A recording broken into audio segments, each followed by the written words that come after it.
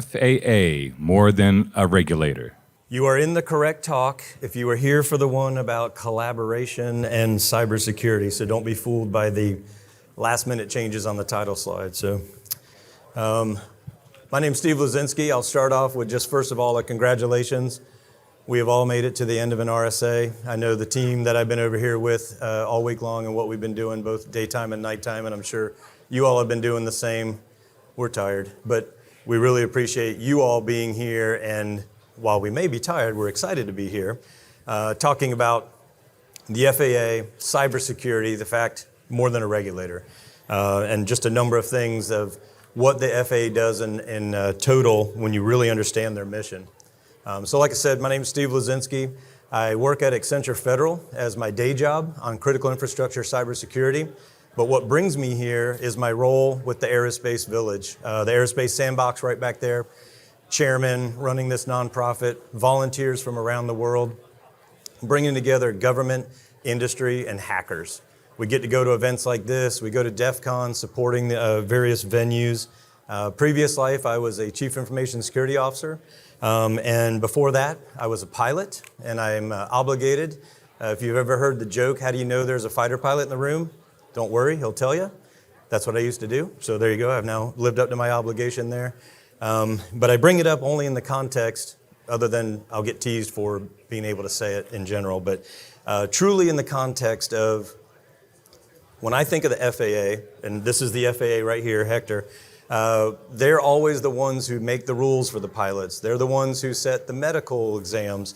So from a pilot perspective, when you really want to do something like flying around, you don't want to break the rules, you don't want to have a medical problem, there's not always a good perception of the FAA. And then even more so, having worked in government and understanding the cybersecurity side and really appreciating what it is that you all do, that's where, after meeting Hector and being able to go, yeah, we got to tell this story. There's a lot more going on out there.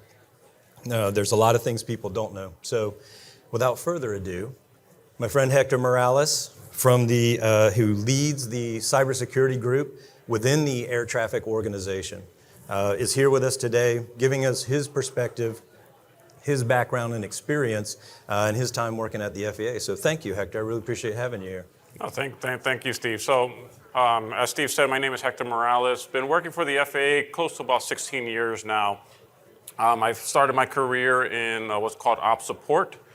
So just working on some of the systems that are out there, enterprise level support for those systems. Ended up transitioning some of our mainframe systems into enterprise, globally dispersed systems. And then I had the opportunity about 4 years ago to start transitioning into cybersecurity, and then just seeing the breadth of what that brings to the table. I could tell you myself, I didn't even know the entire involvement of what the FAA does from a cybersecurity perspective and how we can contribute to that. So I'm hoping that after today, you all gain a better understanding that FAA is just more than a regulator. We're not just the ones that you hear when you're getting on an aircraft. The FAA told us you can't smoke on an aircraft. So it goes a lot beyond that and beyond just the regulation. So over the last 4 years, I've been in cybersecurity. And specifically within the organization, within the greater FAA, there's what's called the Air Traffic Organization. So when you're thinking about how aircraft go from point A to point B, that is primarily what we're focusing on. And then if you look at the subcomponent of that, it's called the NAS, the National Airspace System. So you also think about, and you've heard across a lot of the conversations that have occurred during this session, a lot of things that talk about critical infrastructure, how government is providing security mechanisms, security protections for critical infrastructure. The NAS, that National Airspace System, is one of those critical infrastructures. Yeah. So I love what I do on a day-to-day basis, and again, I hope that we can instill some additional knowledge and awareness for everyone. And in case you haven't figured it out yet, Hector and I have to be very careful not to take all the time. We're going to save time at the end for questions, but this is something that we've discovered we both love talking about. So you briefly hit on the air traffic organization, but take us up higher. What I would say that I think I know about FAA, I realize now I don't. What are some of the organizations and just the full scope and scale of the mission beyond just what we typically think about? So again, you have the greater FAA. So within the FAA, you have different lines of businesses, different staff offices, those that are regulatory in nature. So when you're talking about aircraft certification, medical for airmen, other opportunities like even administrative functions of how the actual FAA works. You have, your legal, you have your HR, and from a cybersecurity perspective, we actually have a defined structure for that as well. So within the agency, you have the top level approach. You have your CISO, you have your CIO, and they, function over the entire agency. But then we have a breakdown of authorization or authorizing officials within the sublines of businesses or the sub-staff offices that are looking at the cybersecurity posture for those specific things, like physical security, like intel, like air traffic organization. And then from an air traffic organization, again, what you're looking at is not only the technical support that's necessary for safe flight, but a lot more than that. I had an analogy once that someone gave me that, we typically take for granted the things that are necessary for safe air flight. So think about it from this perspective. So when you leave your house to go, let's say, to the supermarket, do you actually think about all of the systems that you utilize to get from point A to point B? Because again, think about it. First, you're gonna check, what's the weather outside? Well, that's a system, right? There's an actual navigational weather system for the FAA that all aircraft have to use. Okay, well, what's gonna be my route? How do I get from point A to point B? That's, again, a navigational system. There are navigational systems for the FAA. If I get there, do I have to call somebody? That's a communication system. There's a communication that has to go into the FAA. Also is, the safety systems. And even when you're going en route, all of the communication and things that have to go with your phone, taking you from point A to point B, all of that plays a huge role in just your day-to-day operations from point A to point B, even walking or driving. What we don't take into account is that these are similar necessary functions within the FAA, and even, again, think about from the context of what we're talking about in this conference of cybersecurity. Cybersecurity plays a role in each one of those functions to meet the FAA's mission. Well, what's the FAA's mission? Is providing the safest, most efficient airspace in the entire world. Absolutely. And all the things you're describing, the way that I've learned it, the ecosystem, all of what's on the ground, the aircraft, the navigation that you mentioned, the space assets that support it, space itself, things of that nature. What's your thoughts? How do you look at that entire ecosystem and what you have to do in a cybersecurity perspective within that? That's not an easy job. I'm glad that you recognize that it's not an easy job because, again, just to give you the perspective, yes, we call it an ecosystem. And we're going to talk about it later, but we even talk about it as a global ecosystem that's necessary. So within the FAA, again, we're a regulator. We provide those regulations for OEMs, for airlines, and things like that. So we have that perspective. They are a function of the ecosystem. However, just as I mentioned, all these other systems and components that are necessary for safe air flight are also part of that ecosystem. The ground stations, the communication that happens to the aircraft, even, just like you mentioned, space. We have things like space-based ADS-B. We have GPS. Those are space functions that are necessary as part of that overall ecosystem. Yeah, absolutely.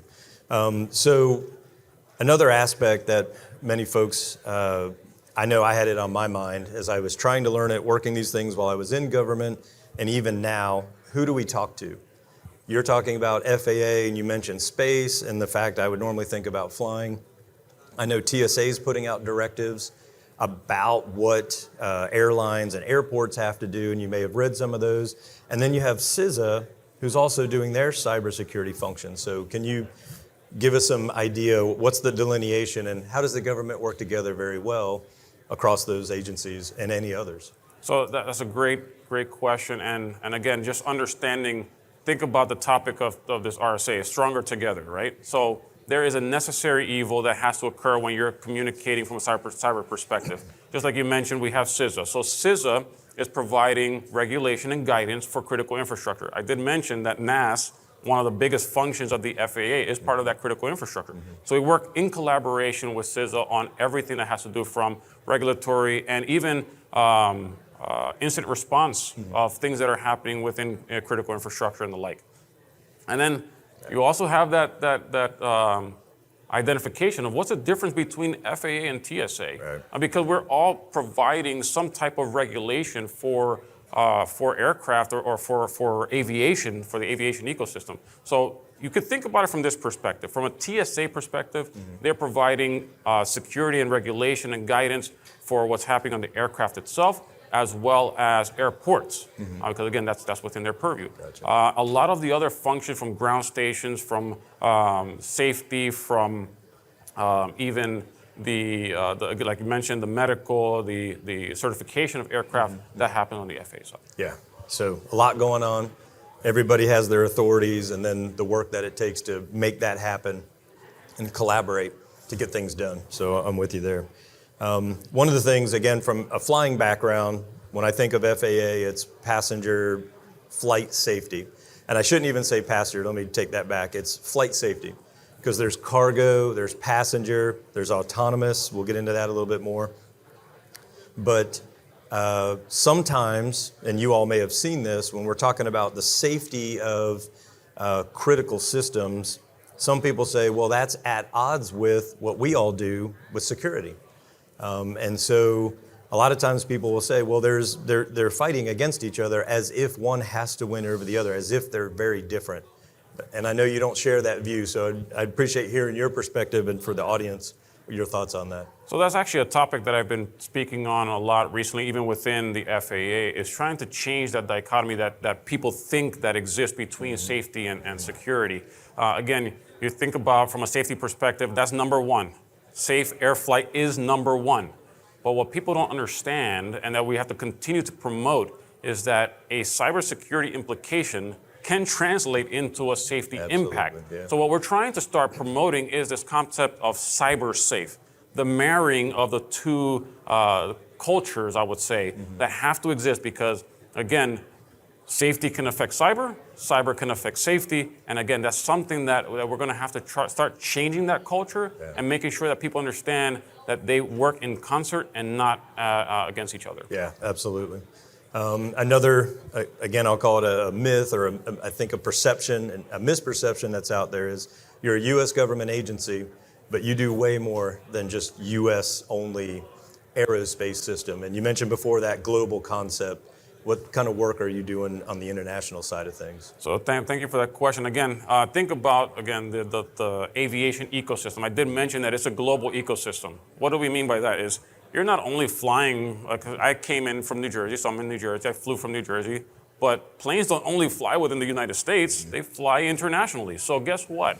We have to ensure that we're communicating with other entities across the globe. So we have a lot of engagement and partnerships with the International Civil Aviation Organization, so ICAO.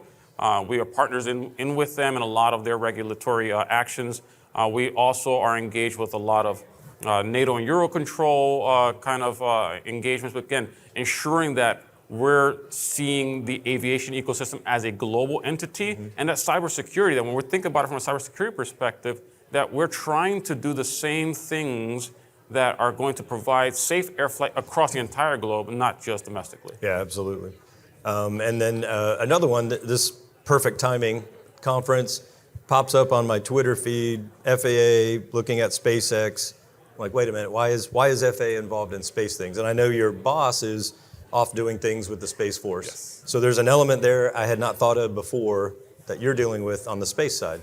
Yes, so again, if you think about it, to have launches and reentries that affects potential paths of communication or paths of aircraft to go through it. There's actually an effort, and I'm not sure if you guys are familiar with, so anytime that there's either maintenance or anything that's going to potentially impact safety of flight, there's something called a TFR, a temporary flight restriction. And think about it, when you're trying to do a launch or reentry, you need to segregate or separate airspace so that you can have safe operations of not only the aircraft that are traveling with people within the FAA or within the aviation ecosystem, but for those rockets as well.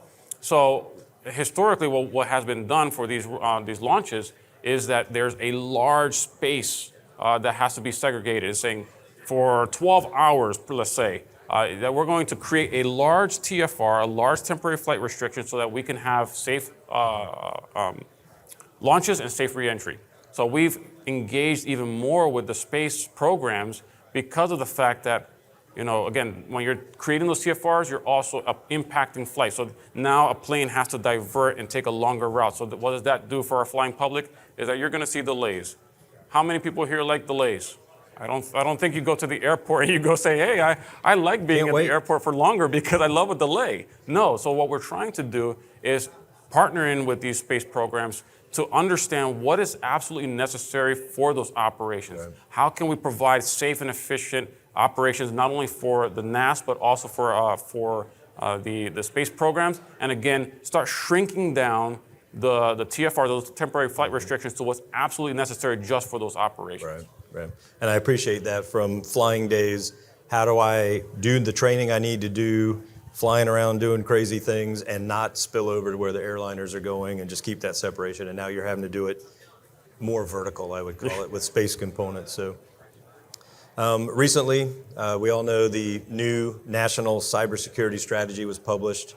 There's not a specific aviation or space call out, things like that. It's very much overall, high level, encompassing. But I know you have a part of that. I know you all are doing things as an agency supporting that. So I'm interested in hearing where you all fit into those activities, and even maybe some highlights for those folks who may not know it all that well. So one thing that I haven't touched on yet, but again, we mentioned that our title is we're more than just a regulator. Why do I mention that? So one thing that I failed to explain is that all those ground stations, all those systems that are necessary for safe flight, yes, you have the aircraft, you have all the avionics that happen within it, but we, as the FAA, maintain, operate, authorize everything from a lot of those systems. So one of the functions of that is understanding the security implications of that. Exactly. So we received the National Cybersecurity guidance that recently came out, and now we're starting to evaluate, okay, how do we apply some of those concepts?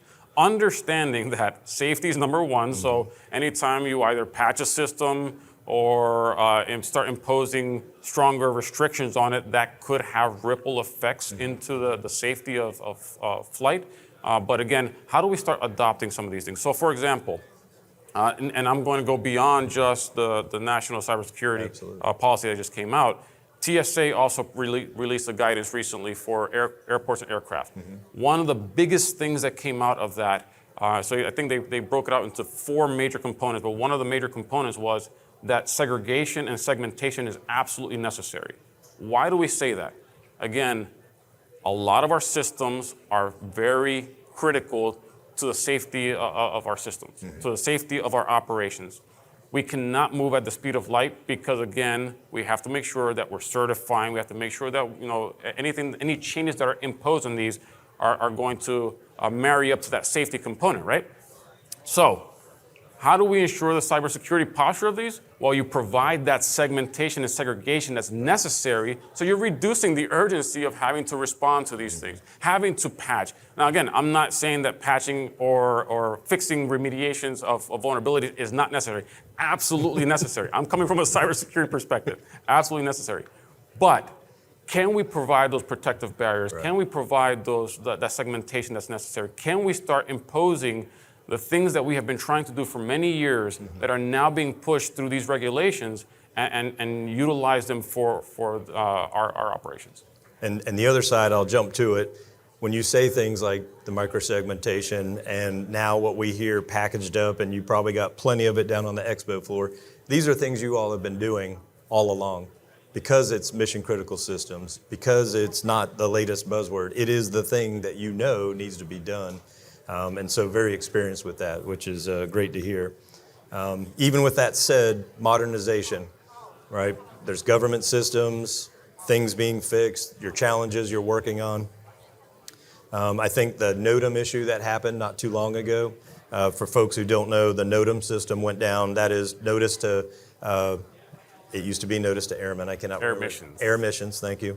That is a system where I check that before I take off as a pilot. what's going on at my airfield, what's going on en route, what's going on where I land, so I'm not going to get into a dangerous situation. And when that's down, that was where there was a ground halt to make sure that the right information made it to the pilots. But that was not a cybersecurity issue. That was more of a modernization. So the extensive efforts that you all are doing in modernization across the FAA, how do you approach that? Because that's a lot. So there are a lot of modernization efforts, and you mentioned the NOTAM one, and again, just understanding that these are critical systems to aviation.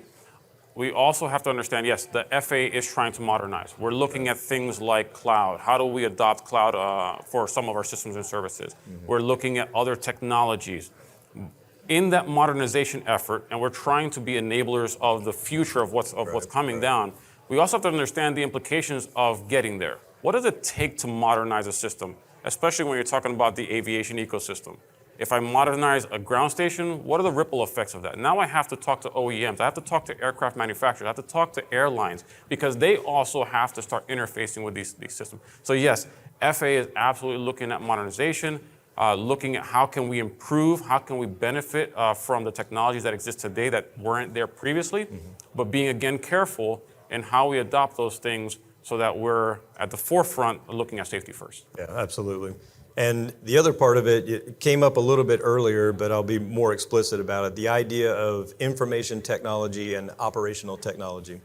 I think a lot of times I know what I do in my day job, critical infrastructure, cybersecurity, the OT side, industrial control systems, the ICS sandbox back there, we'll dig into that more with you.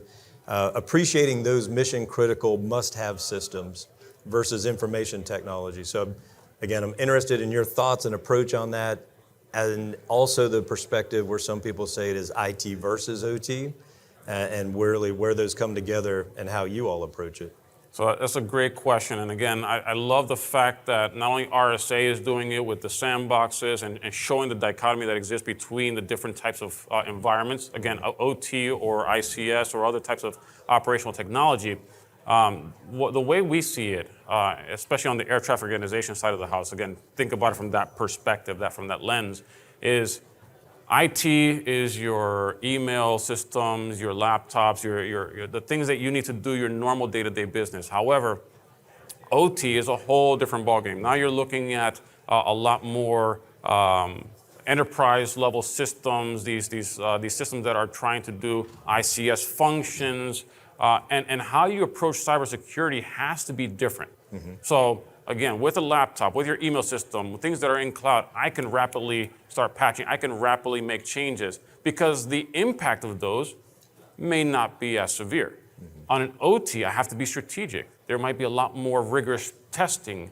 How do I certify it? How do I validate it? How do I ensure that it's ready to operationalize that? So that is the difference that exists in my mind of IT versus OT. And from an air traffic organization side of the house, we primarily look at our systems from that lens, from the operational technology lens, because again, and you're going to hear me say it, it's probably by the time you leave here today, you're going to say safety, safety, safety, safety, safety. Perfect. Absolutely. That's perfect. Because again, in an operational technology realm, you have to be careful. You have to be sensitive to that safety aspect, because any modification, any change to those systems could affect that. Now, the other thing that we've been promoting within the FAA is that when you talk about operational impact, it may not only be to those ground stations or the systems that are supporting the aircraft. Right. What we have to start looking at is an impact to an administrative system, an IT system, can affect from an operational perspective, the functions that are necessary for people to do their normal jobs. So for example, do they need their laptops or their machines to actually access the systems that are going to allow them to do air traffic control or maintenance of these systems? So that's also a different change that we're trying to promote, not only from the separation of IT and OT, but understanding that an implication of something that happens on the IT side could have operational impacts on the OT side of the house. Yeah, and I think the important point, I've learned this and you brought it out again, I want to emphasize is when you were describing, it's not just airplanes. There's a lot going on there. It's very visible. It's what we all typically touch and fly on and deal with. Boeing has a great discussion about continuous airworthiness. When you're dealing with software changes, it's not as simple as I patch it and I just go fly again. It's recertification and all that goes into it. But beyond just the airplane, it's all the other stuff. And I'll even say it beyond just the airplane or the satellite. It's the ground control systems, it's the communication systems, that ecosystem that you mentioned, and it's appreciating and understanding that difference there. And there's quite a bit going on. So, recently, back in March, you all had I want to make sure I get it right, the Call to Safety Summit. A lot going on, a lot of things we hear in the news that I think the public is not, I feel like it's more the media and the immediacy today, but things from somebody who looks at flying all the time like, well, yeah, that's what happens. And nothing bad happened, okay, so that's the good outcome. But there's a lot going on. So with that safety summit, outcomes from what you saw in the discussions and who was there, that of interest for our audience. So the administrator did do a call of safety. Again, that was an opportunity to allow visibility and communication and openness across what is very near and dear to us on the FAA side. So it was a whole week. The first day was dedicated to that open conversation. Again, industry, other agencies were allowed to participate, and again, understanding that we are staying firm to our mission, which is providing the safest, most efficient aerospace system in the world. And again, reinforcing that through all of the media that has been happening, through all the things that have been brought up to light, that this is still in the forefront of it. Now, the second part of that was then a deeper dive into what are the things that can be improved on. So there were a lot of suggestions that were provided to the administrator, and this is public knowledge, as you can Google it, that there are suggestions on how do we improve the safety, how do we improve the things that we can do. And the FAA is I will tell you, we're very receptive to suggestions. Mm-hmm. We're very receptive to communication and how we can improve, and that was provided to the administrator and his team. And that is, I would call it the normal safety as well as the cybersecurity aspects in that discussion, absolutely. So we're coming up last couple of topics, and then, like I said, we'll have time for questions, so get ready, think of your questions, and we'll make sure we get those answered for you. But one of the things when you talk about, the fact that the government took the time to spend a week focusing on these things. Again, it's the dedication, the prioritization, and the importance of it. And that is a significant amount of time to allocate, so that's great to hear. I know another thing that I saw as I was working at the Pentagon, the collaboration across government and industry and trying to grow that. And that initiative has since grown, and some of you may have heard of it. It's called the Aviation Cybersecurity Initiative. FAA is a part of it. TSA is a part of it. It used to be in CISA, and as things have changed, and like what Hector mentioned, now TSA is there, and DoD is a part of that, Department of Defense. And it's a collaboration among these government agencies to address cybersecurity issues in the aviation sector amongst themselves, but also, and what I'd like you to talk about is how that engagement happens with the public, because there's a number of different opportunities there. Yeah, and after we're done, there's going to be a slide where you can QR code and get more information. But again, like Steve said, this is the Aviation Cyber Initiative. It is a tri-chair between the DoD, the TSA, and also DHS and DOT. Now, from a DOT perspective, they've delegated that to the FAA, so we have an FAA rep there. And again, the idea behind that is to ensure that we have collaboration from a cyber perspective across all agencies.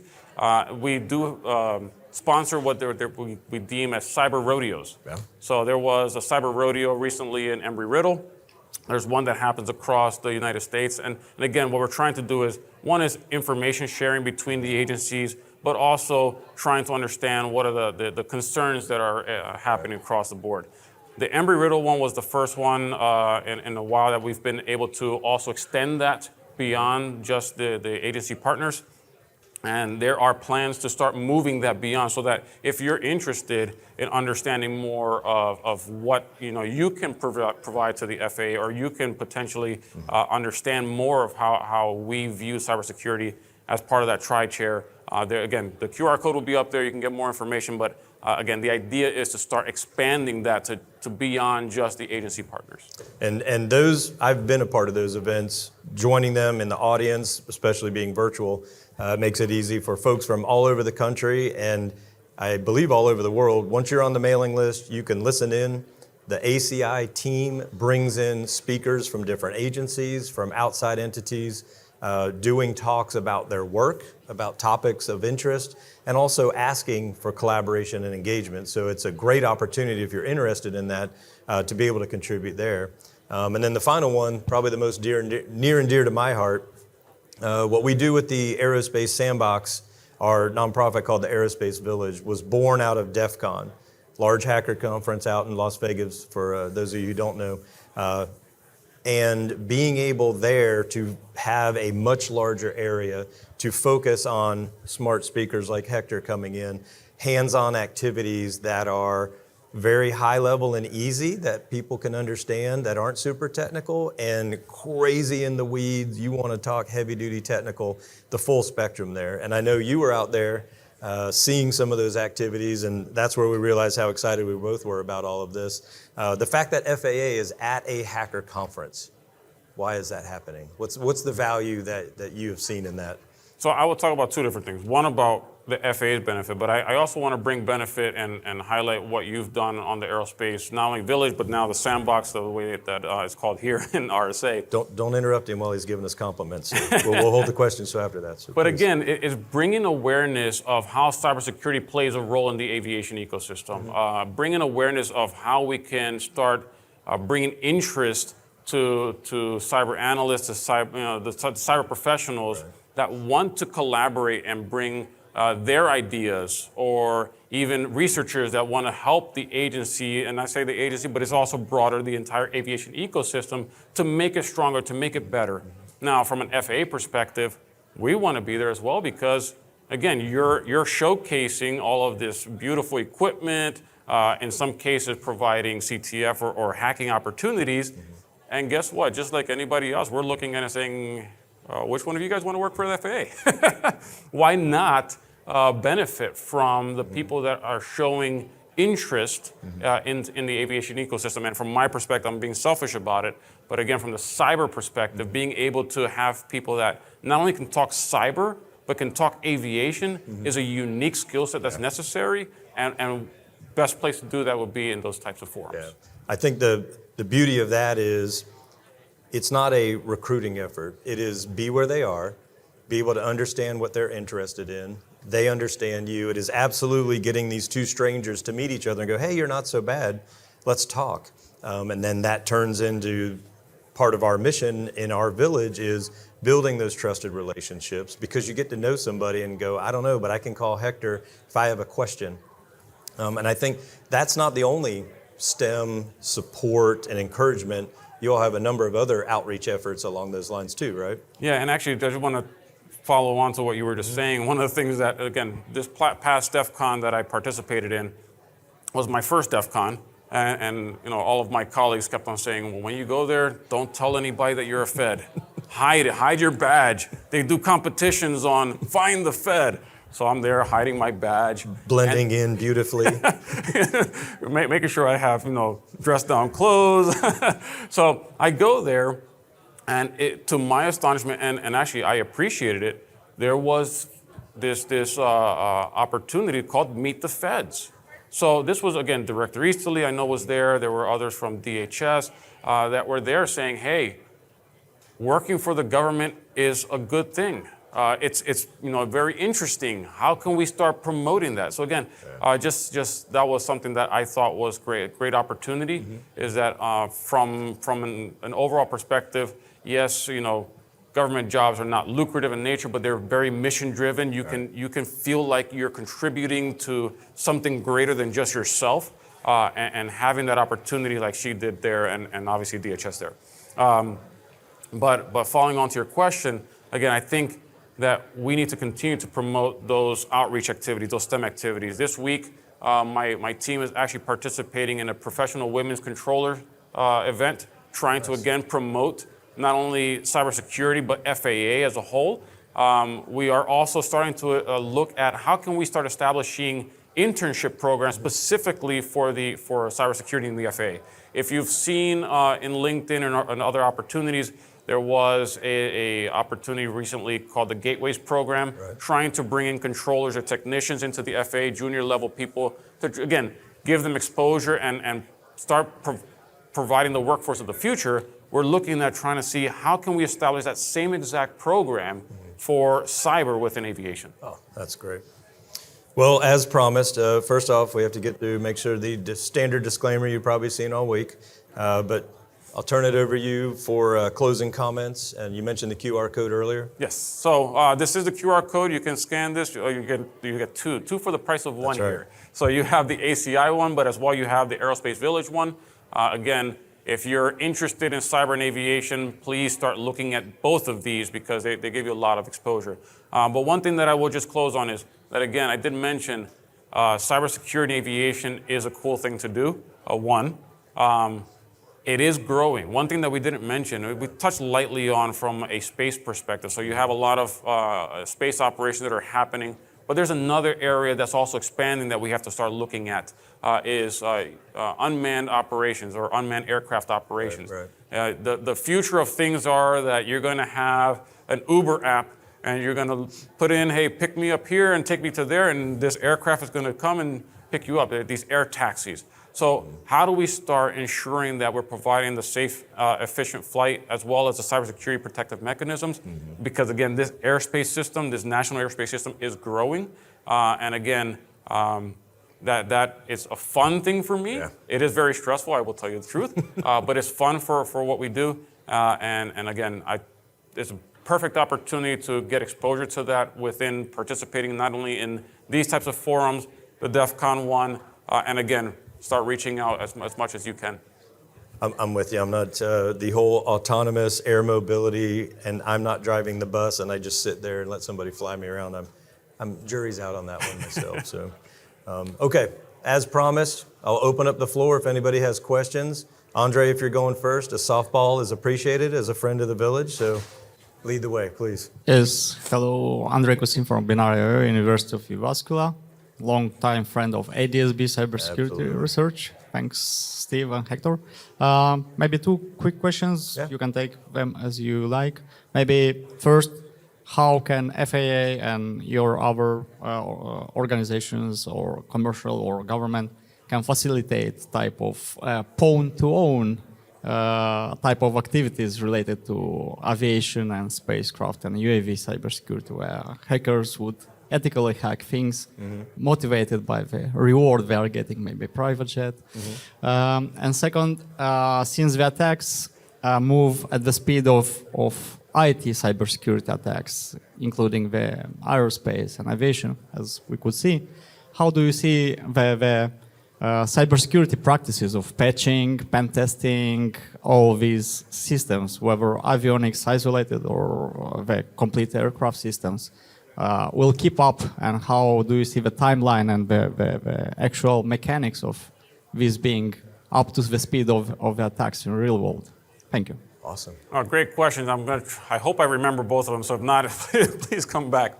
So to answer your first, so I know that the Department of Defense has a vulnerability disclosure program. They're starting to expand that, and we've actually started conversations with other agencies and trying to understand how did they do it?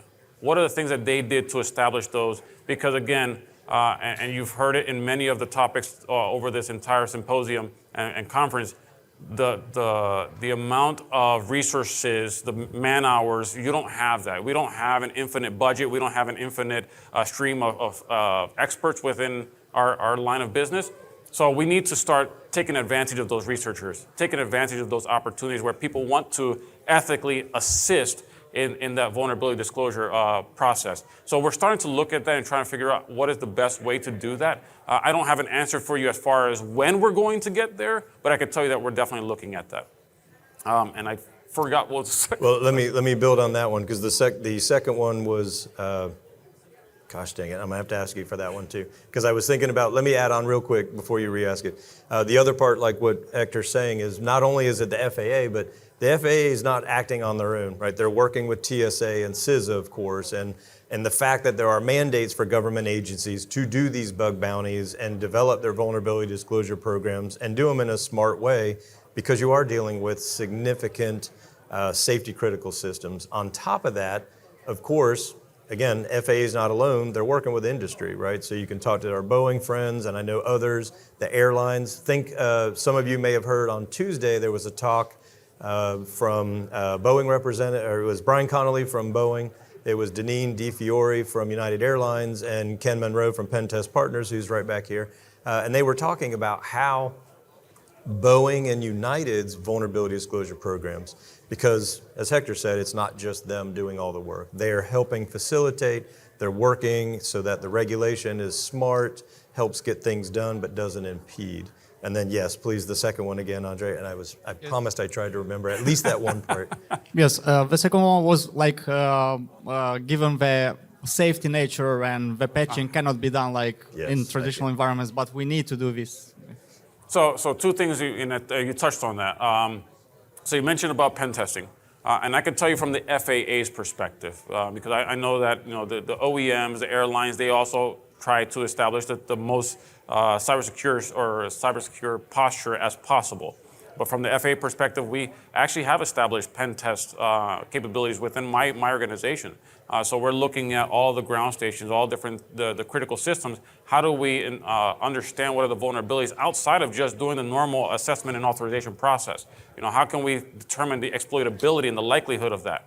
Now, I will state that one of the things that when we were talking about the dichotomy that exists between IT and OT is you cannot rapidly patch, even if you wanted to, you cannot rapidly patch or remediate the systems and services that exist within a critical infrastructure. Because again, by doing that, you're potentially affecting the safety. So you have to be very methodical, very careful on how you do that. So how do we get from point A to point B? Is creating a protective barrier. So start looking at things like zero trust concepts, and looking at all the pillars. One of them being the networking pillar that talks about network segmentation. Can I provide a hard shell on the outside? Yes, on the inside, I'm still a flat network, but at least that lowers the likelihood of an attacker getting in. And again, that doesn't eliminate, because you got smart hackers out there, but at least that lowers the urgency and attack surface. Now, as you do that, then you can start focusing on, okay, have I given the adequate time necessary to do those patches, to establish the test program that's necessary, to do the certification potentially of that system or service, to do the authorization for that. So again, there's a lot of pieces that are going in there. And for critical infrastructure, yes, we are looking at that. We're trying to figure out how do we start looking at the evolution of how we can get from point A to point B. I could tell you that after this conference, I'm more scared than I've ever been. I was scared after DEF CON Black Hat, but now I'm even more scared because of things like ChatGPT. But again, the idea behind it is that you provide that protective barrier to buy that time necessary to ensure the cybersecurity posture of these systems. I think one other aspect I'll add on just from a slightly different perspective is conversations like this weren't happening 5 years ago. It's not that the work hasn't been done, and it's not even an unwillingness. Certain things are classified, certain things are close hold. Some of these communities weren't around to build that trust. We've been around 5 years. That guy right there has been doing research. Andre, I know you've been doing research for way longer, and I know the FAA and others have been. So what's great to see is at least have the confidence, other than the ChatGPT, because I'm with you on that, that these things have been happening in the background, and that is some of what spurred folks like what we're doing as volunteers in the Aerospace Village to how do we bring this to light? How do we do it in a smart way that works for FAA, that works for the manufacturers, the airlines, et cetera? It's slow, but it's happening, and that's the good news part, so awesome. Renderman, please. So one of the things I found doing my research in ADSB, I think I presented that like 15 years ago now, God, I feel old, was that the protocol was designed in the late 90s before things like SDRs were available. You would have needed millions of dollars of equipment to receive or transmit on this stuff. Now it's a $20 USB TV tuner. So many of the problems that Andre and I and others have seen is with these protocols that are expected to be in service for 50 years. That when it was designed, we didn't think about the fact that it's unauthenticated, unencrypted, and broadcast. How are you adjusting things so that in future iterations of protocols and that you're taking that into consideration and not necessarily being the same for 50 years, but thinking, okay, we might need to tweak this or change it in 5? So I will tell you that we are looking at that. And again, I'm looking at it, I'm telling you from the FAA's perspective, correct? Yeah, ICAO has a big part of that too. So. Yes, ICAO definitely has a part of that. There's a lot of different organizations that are always looking at how do we improve. Now, you touched on an interesting point that is absolutely true. 10 years ago or whenever ADS-B was released, they did late it. 90s. Well, so even older. When that was released, it was done to spec. It was, built, and we couldn't predict at that time what the vulnerabilities were going to exist today. Maybe in some cases, but again, it was built to spec. Now, today we're going to build for, when we talk about that evolution or that modernization effort that the FAA is doing, is we're looking at, okay, how do we deploy systems and services that are secure based on what we know today? We can't predict what the future is going to hold. So again, are we looking at how do we improve the security posture of our systems and service? Absolutely. Are we going to be 100% spot on it?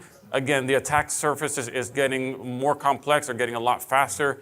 So we're going to do the best that we can with the knowledge and understanding that we have at the time. But with ADS-B, when you're modernizing over the span of 20 years to get it fully deployed, it's just future iterations of such things definitely need to move faster. Yeah.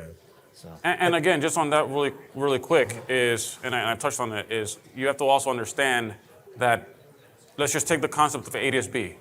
There are so many components from ground station to avionics that in any modernization have to be accounted for. And then think about every single aircraft that those new avionics would have to go in. So it's a long journey to actually implement any of the changes. So again, just keep that in mind as well. Just when you're thinking about the threats that are now, because you can't predict the future, that 20-year gap leaves a lot of things to change. So I think the other part too, and you can probably appreciate it from what you've seen, just the idea that, well, I build this thing, I put it in, it's not a security concern. That approach is going away. Yes. It's going away. It's probably going away quickly, but doing something about it is going away slowly to try to get ahead of that. So at least that appreciation now, there's security discussions to that spec that I don't think were there before. So that's where I hold out hope for the future. And Thank you for that. So just touching on that, just so everybody understands as well, is the group that I manage right now is relatively new. We're only about 6-7 years old. So think about the centralization of cybersecurity for the air traffic organization. It used to be on a system-by-system basis. Now centralizing that and having that holistic view of the cybersecurity posture and the vulnerabilities and exposure that we have are driving us to do those types of conversations. Absolutely. One last question from one of my favorite people. This was not set up, I promise, but please, Josh. You can be my wingman anytime. Thank you. Okay.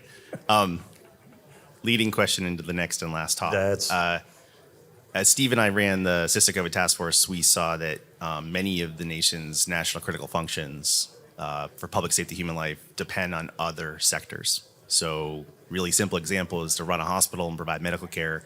If you don't have clean water, you can't do surgery, do scrub in, keep people hydrated. If you don't have electricity, if you don't have chemical supply.